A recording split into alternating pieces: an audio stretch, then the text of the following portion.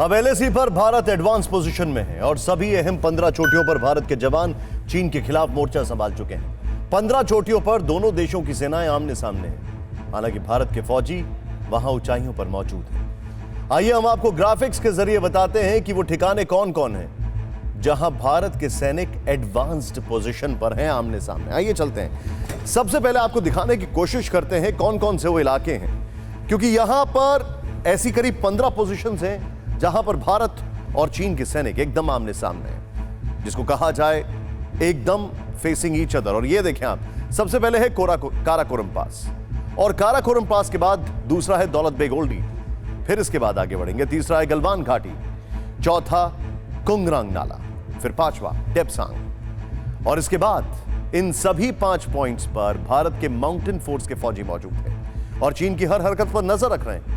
आगे बढ़ते हैं और आपको बताते हैं कि अगला अहम लोकेशन क्या है। इसको देखें आप जरा।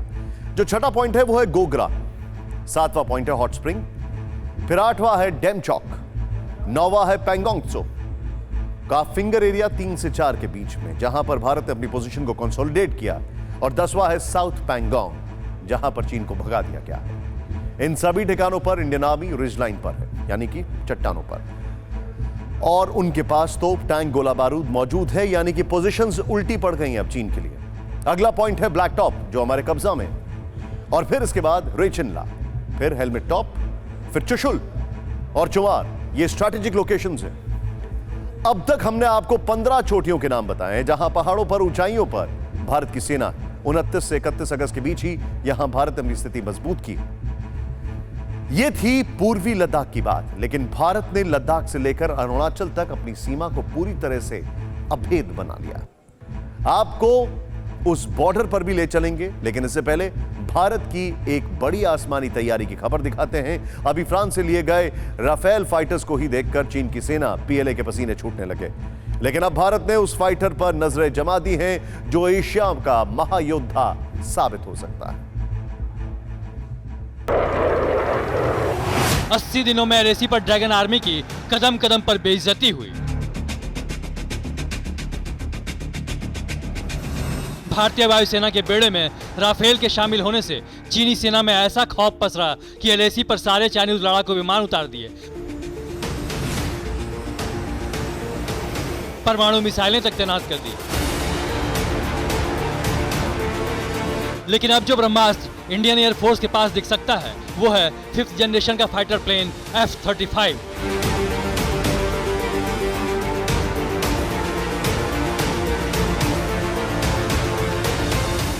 यह है मोदी का मास्टर स्ट्रोक और चीन के लाल सुल्तान जिनपिंग की लंका लगाने वाला अचूक अस्त्र।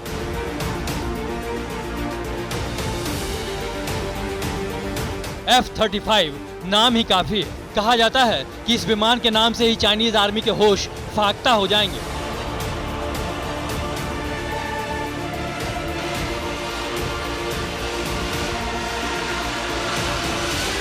ड्रैगन की कायर सेना का कलेजा इसके नाम से ही दहलने लगेगा और महज एक पेट्रोलिंग भर से एलएसी टू एलओसी दुश्मन के खेमे में भगदड़ मच जाएगी।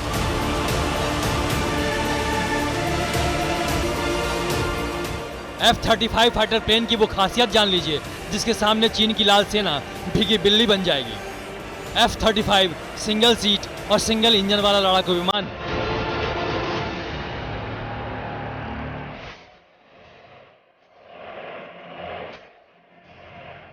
तूफान की तरह रफ्तार का ये सिकंदर 1930 किलोमीटर प्रति घंटे की स्पीड से उड़ान भर सकता है और 910 किलो के 6 बम ले जाने में सक्षम। इसकी सबसे बड़ी खासियत यह है कि लड़ाकू विमान दुश्मनों के रडार को बड़ी आसानी से चकमा दे सकता है।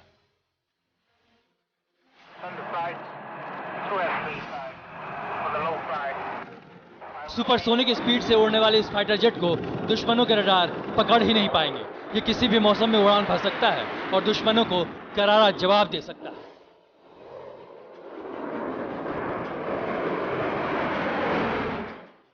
पांचवी पीढ़ी के इस फाइटर जेट की यह खूबी हर हालात में कारगर भूमिका अदा कर सकती है। F-30 लड़ाकू विमान मशीनरी वेपन, मशीन गन के साथ साथ हवा से हवा में जमीन पर मार करने में भी सक्षम है। इस फाइटर जेट को इस तरह से डिजाइन किया गया है कि ये हर तरीके से दुश्मनों के छक्के छुड़ा सकता है।